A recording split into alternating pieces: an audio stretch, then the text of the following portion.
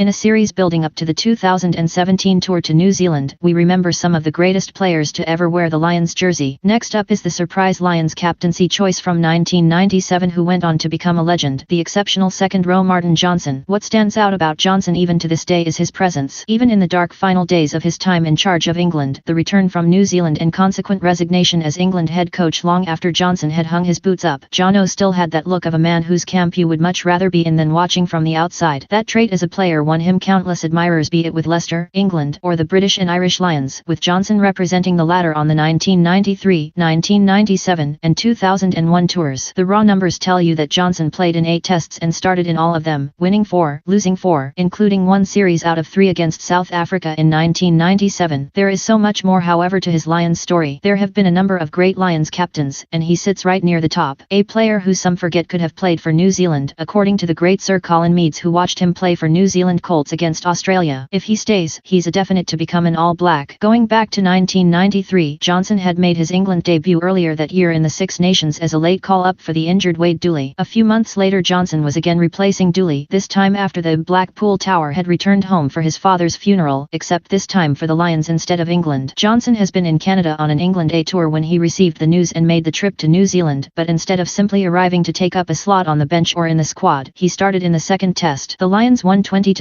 in Wellington, the points made up of a Rory Underwood try to go with 4 Gavin Hastings penalties and a drop goal from Rob Andrew. Johnson had started in a nearly all-English pack, save for the Ireland loosehead Nick Popplewell. Having narrowly lost the first test but won the second, hopes were high for a first series win in New Zealand since 1971. The All Blacks however came good, inflicting a 30-13 victory on the tourists and taking the series with it. Fast forward 4 years and Johnson was a mainstay of the England pack, having won a Grand Slam and featured in his first Rugby World Cup in 1995. He had no captaincy experience at international level, and yet Fran Cotton, the 1997 Lions tour manager, wanted an abrasive leadership figure to stand up to South Africa's captain, Gary Teichmann. He was chosen for his actions more than his words. At 201 centimeters, few looked down on him. Yet looking back there was no denying Johnson was somewhat of a gamble. The series is fondly remembered for a number of moments: Jim Telfer's Everest speech, Matt Dawson's dummy in Cape Town, and of course Jeremy Guscott's series-clinching drop goal in Durban. Behind all that was Johnson, leading the way through his work ethic and speaking when the time was right. Not that Johnson would necessarily accept all the praise coming his way. People say, "Oh, you were a great captain," but I wasn't a great captain in 1997. We had a really good bunch of players, a really good bunch of senior players. Guys put their disappointment of not necessarily being in the test team behind them. We all won that series, he told Total Rugby. Unity. You have to be together. You could be unlucky, go on that tour and injure yourself or not get many chances and then jump in during the third test. You need that togetherness for guys to keep their spirits up. John Bentley and Austin Healey in 1997. You need guys to make it fun. It is hard work, but you have to enjoy each other's company. That is the joy of team sport. The mantra of the collective being greater than the whole led to a 2-1 win over South Africa in 1997, and Johnson's reputation as one of the world's premier locks was cemented. He was physical, but also intelligent. 4 years on, the Lions turned to Johnson again, this time to lead the party against Australia. This was a historic moment given no player previously had been picked to captain the Lions on 2 separate tours. The timeline 4 years on was drastically different. Australia were Rugby World Cup champions from 1999, packed with talent including the triumvirate of George Gregan, Stephen Larkham, and Joe Roth, and heavy favourites not least after the Lions had lost to Australia A. Featuring a young Brian O'Driscoll at outside centre and buoyed by a huge number of travelling fans, the Lions sprung an upset at the Gabba, scoring 4 tries to win 29-13. Fast forward to Melbourne, and with the Lions up 11-3 by halftime, a second straight series win was in sight. To general surprise, the Wallabies won the second half 29-3, levelling the series. Even in the final test in Sydney, with the Lions down 29-23 with 2 minutes left, there was still a chance to win the series, with the line out 10 metres from the line. The throw to the front, from Keith Wood to Johnson, was stolen by the Wallaby lock Justin Harrison on his test debut, and described in the build-up as a plod by Austin Healey. Had Johnson caught that ball and the Lions scored to win the series, then he might be regarded as the greatest Lion, period. He wrote in The Guardian, "The deflation was sudden and horrible. All that we had worked for, all our dreams, all gone in a matter of seconds. I was close to tears for the guys who had worked so hard, for the supporters who had spent so much time and money following us and whom, to an extent, we had let down. It was my last time in a Lions shirt, a dreadful memory which will live with me forever." Johnson might not have been regarded as an orator while Lions captain, but the emotion in that passage, despite having won a series 4 years previously, speaks volumes about what leading the side meant to him. By his own admission, he was not the perfect captain, but he is one of the Lions' all-time greatest leaders and locks.